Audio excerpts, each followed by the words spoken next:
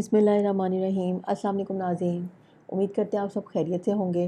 नाज़रीन, एक और इंफॉर्मेटिव वीडियो लेकर आपके सामने हाज़िर हैं और आज भी हम आपके लिए एक सवाल लेकर आए हैं और सवाल का जो टाइटल है आज का वो ये है कि बेहोश शख्स की नमाज की क़ज़ा का हुक्म, यानी बीमार है या होश में नहीं है तो उसकी जो नमाज क़ज़ा हो रही है उसके हवाले से हमसे सवाल पूछा गया है।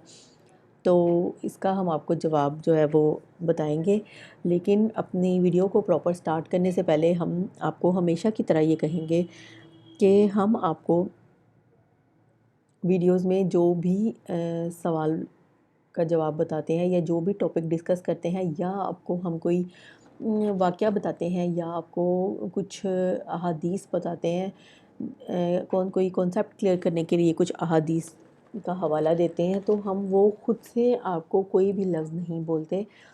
हम उलमा कराम की कुतुब में जो अहादीस मरकूम होती हैं हम उनका हवाला देते हैं। इसके अलावा कुरान और हदीस की रोशनी में फ़रमाने इलाही को सामने रखते हुए आपको हर चीज़ बताते हैं, हर सवाल का जवाब देते हैं। फिर भी अगर हमसे लफ्ज़ों के चुनाव में या लफ्ज़ों के बोलने में कहीं कोई गलती हो जाती है तो आप इस्लाह बिल तहज़ीब का हक़ रखते हैं, हमें बताएं और हमें ये भी बताएं कि आप कौन से टॉपिक्स पर वीडियोस चाहते हैं। और इसके अलावा हमेशा की तरह आपको जैसे हम कहते हैं कि ये वीडियोस दूसरे लोगों तक ज़रूर शेयर किया करें ताकि तमाम इंफॉर्मेशन जो है वो दूसरे लोगों तक भी पहुंच सके। तो शुरू करते हैं अपने इस टॉपिक को, जो कि है बेहोश शख्स की नमाज की क़ज़ा का हुक्म।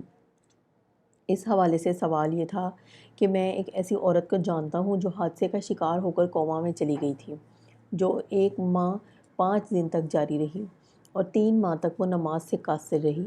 बराह करम हमें मशवरा दें, अल्लाह आपको जज़ाए खैर दे कि वो क्या करे। सवाल दोहराती हूँ आपके सामने कि मैं एक ऐसी औरत को जानता हूँ जो हादसे का शिकार होकर कोमा में चली गई थी, जो 1 माह 5 दिन तक जारी रही और 3 माह तक वो नमाज से कासिर रही। बराह करम हमें मशवरा दें, अल्लाह आपको जज़ाए खैर दे, वो क्या करे। तो हम इसका जवाब बताते हैं। इस पर फ़ौत शुदा नमाज़ों की क़ज़ा नहीं है। अगर किसी को हादसा पेश आए और वो होश व हवास खो दे तो वो इसी उन्वान के तहत आता है, जो दीवाना है या अक़ल से आरी है, इसलिए वो इसकी क़ज़ा नमाज नहीं है। अगर बेहोशी की मुद्दत लंबी हो जाए तो दीवाना या अक़ल से आरी शख्स से ज़्यादा मुशाबहत रखता है, इसलिए इस पर क़ज़ा नमाज नहीं है। ये सही इल्मी नुक्ता नज़र है, लेकिन अगर कोमा सिर्फ 2 या 3 दिन ही रहे तो वो शख्स ज़्यादा इस शख्स की तरह है जो सोया हुआ हो या बेहोश हो गया हो, इसलिए इसे चाहिए कि फ़ौत शुदा नमाज़ों की क़ज़ा करे। जैसा कि बाज़ सहाबा से रवायत है कि वो थोड़ी देर के लिए बेहोश हो गए, जैसे 1 या 2 दिन, तो उन्होंने क़ज़ा नमाज़ें अदा की।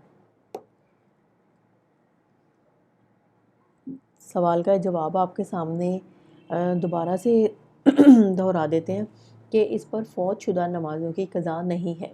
अगर किसी को हादसा पेश आए और वो होश व हवास खो दे तो वो इसी उन्वान के तहत आता है, जो दीवाना है या अक़ल से आरी है, इसलिए इसकी क़ज़ा नमाज नहीं है। अगर बेहोशी की मुद्दत लंबी हो जाए तो वो दीवाना या अक़ल से आरी शख्स से ज़्यादा मुशाबहत रखता है, इसलिए इस पर क़ज़ा नमाज नहीं है। ये सही इल्मी नुक्ता नज़र है, लेकिन अगर कोमा सिर्फ 2 या 3 दिन रहे तो वो शख्स ज़्यादा इस शख्स की तरह है जो सोया हुआ हो या बेहोश हो गया हो, इसलिए इसे चाहिए कि फ़ौत शुदा नमाज़ों की क़ज़ा करे।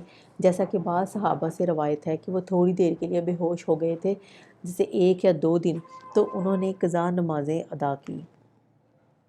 तो नाज़रीन, हम उम्मीद करते हैं कि इस सवाल का जवाब क्लियर हो गया होगा कि बीमारी में या बेहोशी में किस तरह से अपनी फ़ौतशुदा नमाज़ों को अदा करना है या नहीं करना।